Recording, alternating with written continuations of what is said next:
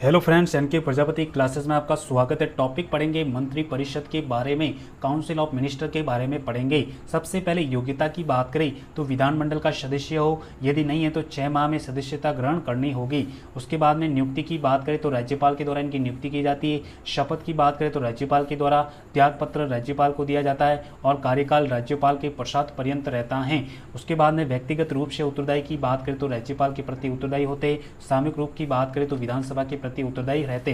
मंत्रियों के विभागों का आवंटन या फेरबदल मुख्यमंत्री करता है। मतलब मंत्रियों के विभागों का आवंटन कौन करता है? राजस्थान के मुख्यमंत्री के द्वारा या राज्य के मुख्यमंत्री के द्वारा आवंटन किया जाता है।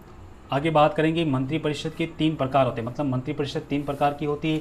सबसे पहला होता है कैबिनेट मंत्री, दूसरा राज्य मंत्री, तीसरा होता है उप मंत्री। उसके बाद में अगर बात करें तो कैबिनेट जो मंत्री होता है उच्चतम स्तर का मंत्री होता है। सबसे हाई लेवल का जो मंत्री होता है वो कैबिनेट मिनिस्टर, जिसे मंत्रिमंडल भी कहते हैं। विभागों के स्वतंत्र मुखिया होते हैं, इनके पास विभाग होते हैं, अलग अलग तरह के क्या होते हैं, विभाग होते हैं। दूसरे राज्य मंत्री की बात करें तो स्वतंत्र प्रभार होता है इनके पास, इनका जो विभाग होता है स्वतंत्र होता है, सुविधा राज्य मंत्री के समान इनको मिलती है। उसके बाद में उप मंत्री की बात करें तो निम्नतम स्तर के जो मंत्री होते हैं वो कौन से? उप मंत्री। कैबिनेट मंत्रियों की ये क्या करते हैं? सहायता करते। क्या करते? सहायता करते। उसके बाद में जो टॉपिक है हमारा अगला टॉपिक रहेगा संसदीय सचिव की बात करें तो संसदीय सचिव इनका संविधान में उल्लेख नहीं है और न ही है ये मंत्री परिषद में शामिल होते।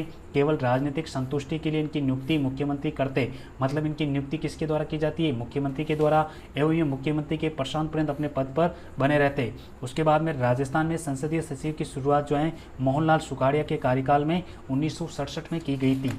उसके बाद में वॉर कैबिनेट की बात करें, आपातकालीन परिस्थितियों में सभी राजनीतिक दलों को साथ में लेकर जिस कैबिनेट का गठन किया जाता है उसे हम क्या कहते हैं? वॉर कैबिनेट कहते हैं। दूसरा है शैडो कैबिनेट की बात करें तो जो शैडो कैबिनेट किसे कहते हैं? तो विपक्ष के द्वारा वास्तविक कैबिनेट पर नियंत्रण रखना है तो उसे हम क्या कहते हैं? Shadow cabinet. और किचन कैबिनेट की बात करें तो मुख्यमंत्री के जो विश्वस्त जो लोग होते हैं जिनकी परामर्श से मुख्यमंत्री राज्य की शासन व्यवस्था का क्या करता है? संचालन करता है, उसे हम क्या कहते हैं? Kitchen cabinet.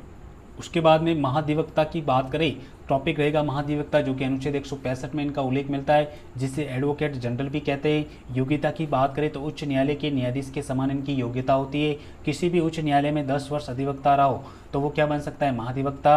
राज्य न्यायिक सेवा का 10 वर्ष का अगर उनके पास अनुभव है तो भी वो महाधिवक्ता बन सकता है। इनकी जो नियुक्ति होती है राज्यपाल मुख्यमंत्री की परामर्श से करता है। शपथ का कोई उल्लेख नहीं है। त्यागपत्र की बात करें तो राज्यपाल को देता है। कार्यकाल की बात करें तो राज्यपाल की प्रशांत पर्यंत। प्रथम की बात करें महाधिवक्ता तो जीसी कासलीवाल। कौन था? जीसी कासलीवाल था। वर्तमान की बात करें तो महेंद्र सिंह सिंघवी, जो कि वर्तमान एडवोकेट जनरल हैं।